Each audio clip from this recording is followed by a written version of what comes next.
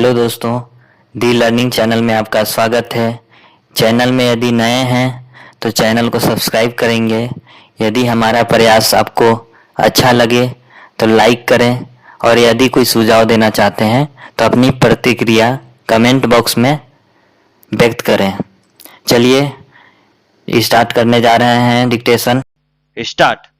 11 दिन तक जारी रहा इजराइल और फिलिस्तीनी समूह हमास के बीच हिंसक संघर्ष 21 मई की सुबह थम गया।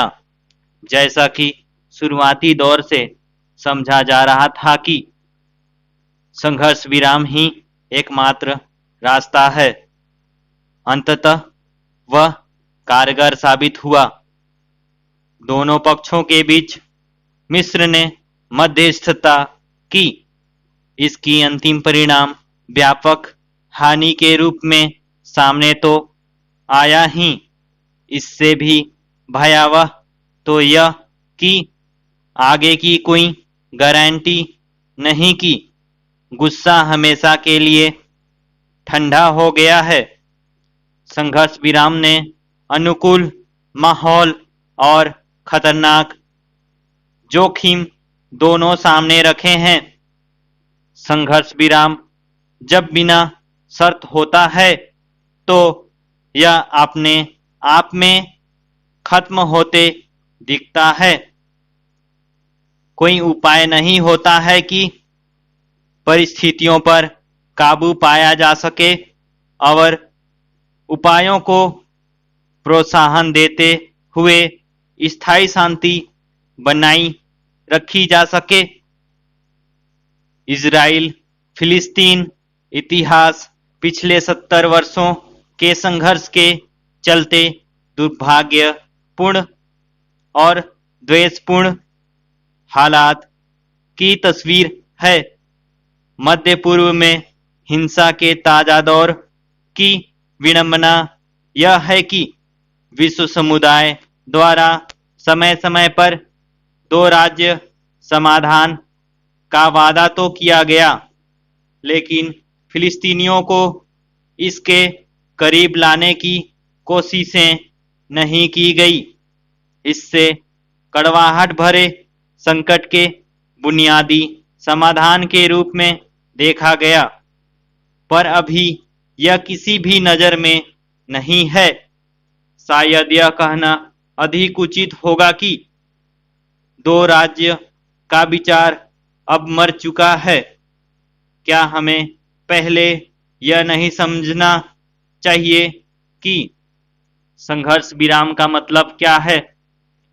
साधारण भाषा में और आम लोगों के लिए यह मतलब है 2 विरोधी पक्षों के बीच युद्ध स्थिति को रोकना। यह जश्न मनाने की बात नहीं है, सिवाय इस तथ्य के कि यह दोनों पक्षों द्वारा और जनहानि न पहुंचाने के लिए एक शब्द है।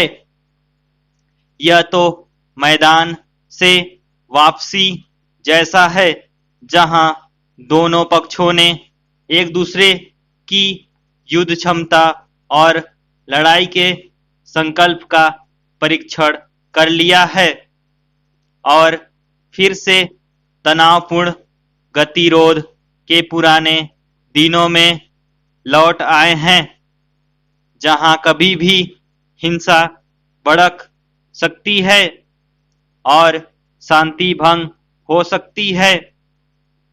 हिंसा की लपटों के लिए एक चिंगारी काफी है, जैसा हाल के दिनों में देखा गया। लड़ाई में 230 लोग मारे गए और कई घायल हुए। इजरायलियों ने फिलिस्तीनियों के बुनियादी ढांचे को काफी नुकसान पहुंचाया। युद्ध विराम में आगे की कड़ी गायब है। यह इससे जोखिमपूर्ण बनाती है।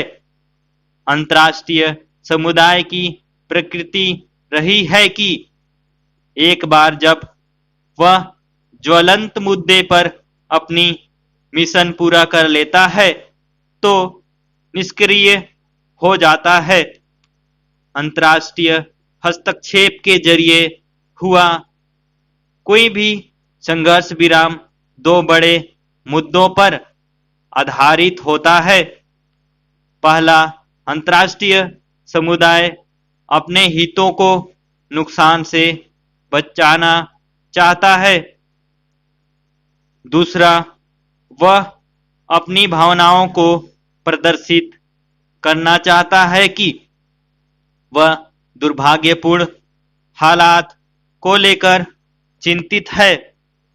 यह युद्ध विराम मुस्लिम देशों और इजराइल की सक्रिय भागीदारी के साथ क्षेत्र में स्थायी शांति के लिए काम करने का अवसर होना चाहिए। कुछ प्रमुख तथ्यों को फिर तैयार करना चाहिए और संघर्ष में लिप्त दोनों पक्षों को उनकी चूक और आचरण के प्रति जवाबदेह ठहराया जाना चाहिए। विश्व समुदाय पूरी ईमानदारी से प्रयास करके इजराइल फिलिस्तीन संघर्ष विराम को पूरी दुनिया के लिए उदाहरण बना सकता है। कोई भी देरी ज्यादा हिंसक घटनाओं और जनहानि का कारक बन सकती है और यह संघर्ष विराम